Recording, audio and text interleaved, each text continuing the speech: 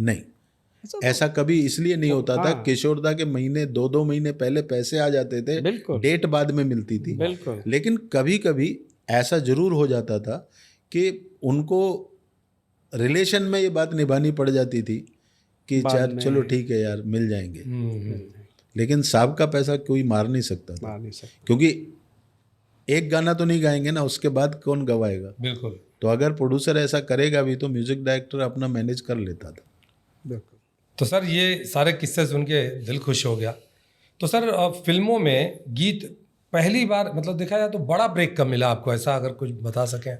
देखिए, आप इसको थोड़ा सा मैं ये कह सकता हूँ कि ब्रेक के साथ बड़ा हिट कब हुआ। हाँ बिल्कुल। ब्रेक तो मिल गया था परदेसी बाबू, जी। लेकिन उसमें कुछ अंडर मेरे साथ बदकिस्मती ये रही कि आनंदराज आनंद जी ने मुझे बंधन की कहानी सुनाई थी जी, कि भाई बंधन भी हम लोग करेंगे। जी। लेकिन 2 दिन बाद बंधन हिमेश जी को मिल गई जी। तो आनंद राज जी को एक गलत फहमी हो गई कि ये मैंने उलट पलट किया है। अच्छा, उन्हें पता होगा कि आपके रिश्ते उस घर में हैं। मैं तो उन्होंने मुझे आगे का काम नहीं दिया और मेरा नाम भी पब्लिसिटी में नहीं आने दिया। मतलब जो भी रहा हो, कैसेट पे है लेकिन मेरा पब्लिसिटी में नहीं था। तो मेरे लिए वो बड़ा ब्रेक मेरे काम नहीं आया। बड़ा ब्रेक मेरा काम आया जब हिमेश रेशमिया को ब्रेक मिला। हिमेश जी के साथ जब मैं काम कर रहा था तो हम लोग उनके करीब 20 से 22 सीरियलों में मैंने गाने लिखे। और हिमेश जी हर सीरियल में गाने सिर्फ इसलिए भी डालते थे कि किसी की नज़र पड़ेगी तो अपने को ब्रेक मिलेगा। जी, म्यूजिक वही देते थे। म्यूजिक वही। बहुत खूबसूरत मुझे अंदाज वगैरह। अंदाज, अमर प्रेम, आहा, अरमान, अनुराग, आड़ा, वो सब आपने लिखे हैं? सब मेरे लिखे। और वो सब भैया उनके टाइटल सॉन्ग्स इतने हिट थे कि कुछ लोग सिर्फ गाना सुन के भाग जाते थे। वो गाने बहुत हिट हुए, गाने सुन के भागते थे, सीरियल नहीं देखते थे। कमाल। तो एक बड़ा ब्रेक मैं ये कह सकता हूँ कि फिर हिमेश रेशमिया को एक गाना लिखने के लिए मिला और वो गाना प्यार किया तो डरना क्या का टाइटल सॉन्ग था। ओह। और जब वो टाइटल सॉन्ग हमको मिला, मतलब हिमेश जी को मिला जी, तो उनके पास तो मैं ही एक राइटर था। तो उन्होंने मुझसे कहा कि ऐसे ऐसे हमको एक पिक्चर मिल रही है और पिक्चर बहुत बड़ी है और सलमान और हिमेश जी बहुत अच्छे दोस्त पहले से ही हैं जी, और बस गाना लिखना है। तो मैंने उनको बोला कि बॉस ये गाना ऑलरेडी वो उसने 3 बार गाना फेल हो चुका है किसी का। Oh my God. तो मैंने कहा फेल अपना भी हो जाएगा भाई। लेकिन क्यों? हमने कहा यार शकील साहब ने इतना सुंदर गाना लिखा है, अब उनसे ऊपर की लाइन तो अपन क्या लिखेंगे। जी। बोले क्यों? हमने कहा देखो प्यार किया तो डरना क्या तो रहेगा ही, अगली लाइन क्या। तो मैंने कहा ये पैंतरेबाजी का धंधा है, देखते हैं क्या हो सकता है। जी। तो हसरत साहब ने मुझे ये सिखाया था कि जब कभी ऐसी सिचुएशन आए तो घुमा के गाने को कैसे लिखना है। अच्छा। तो मैंने वो सब मुझे याद था।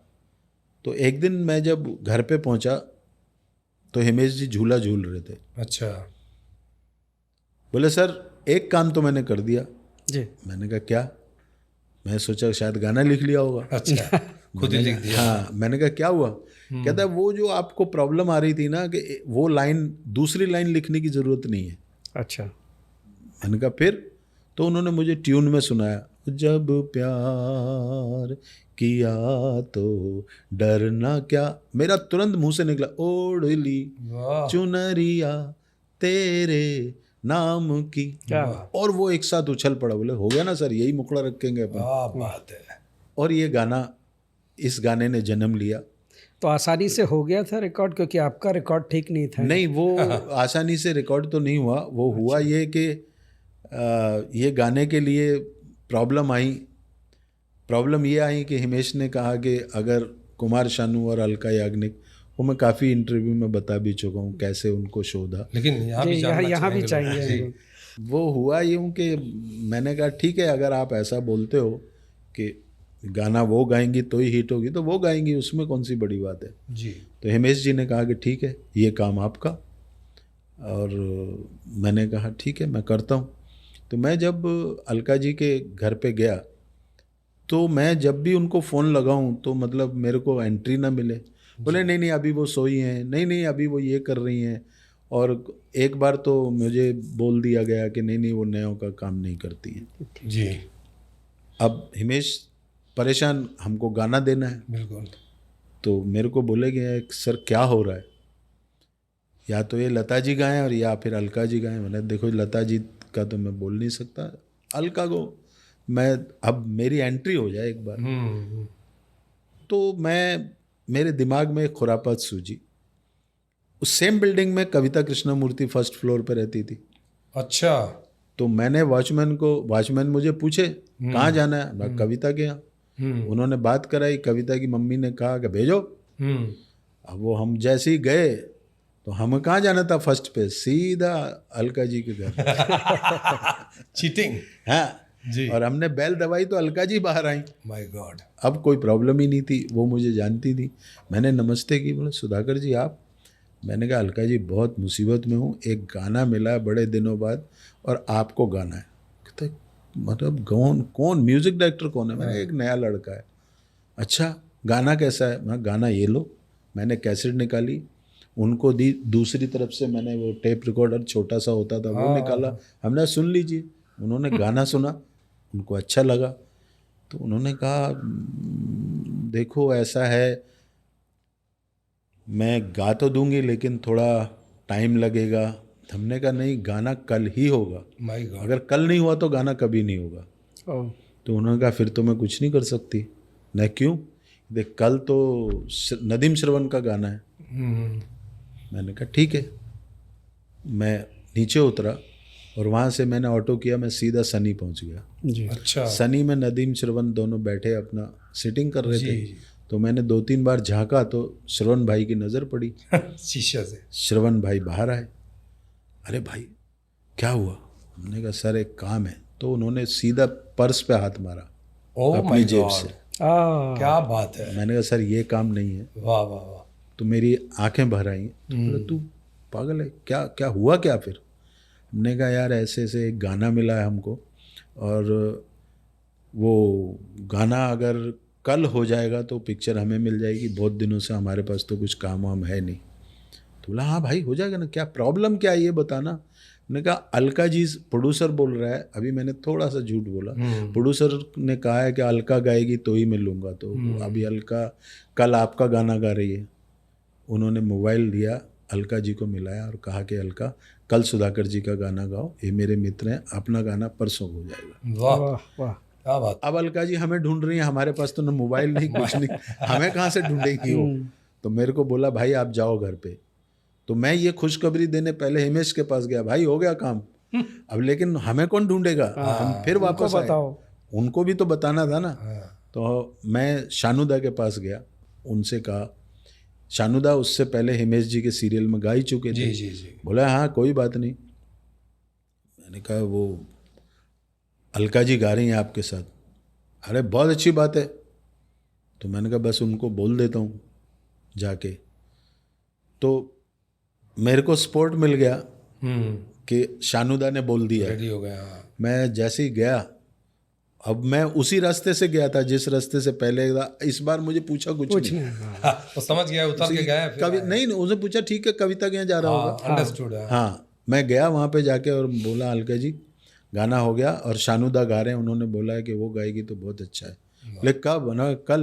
बोले हाँ श्रवण का फ़ोन आया, क्या किया तुमने? मैंने कहा जो भी किया। और ये गाना सर जब हुआ, अब मुसीबतें कम नहीं हो रही हैं।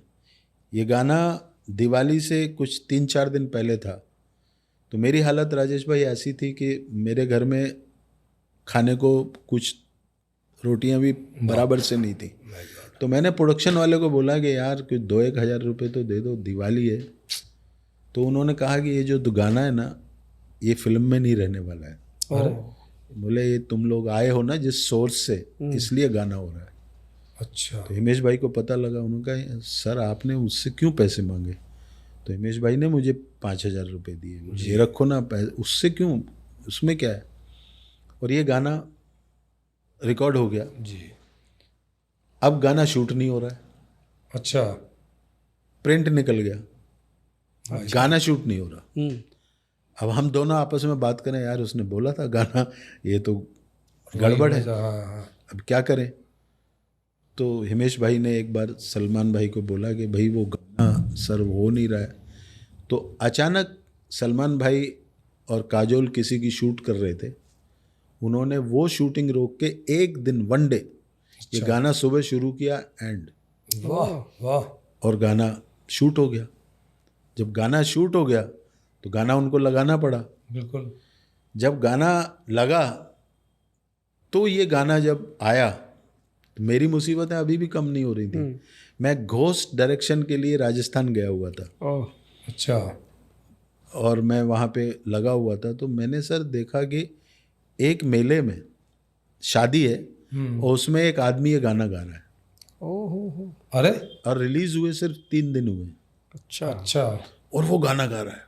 कैसेट वैसेट धूम मच रही है, जिस गली में जाओ गाना बज रहा है। बोले यार गाना तो अपना ही है, चलो। तो मैं उस बारात में गया, उसके पीछे पीछे अपना वाइन छोड़ के, हाँ और वो 8-10 बार वंस मोर हुआ सर, क्या बात है। उदयपुर में। बिल्कुल।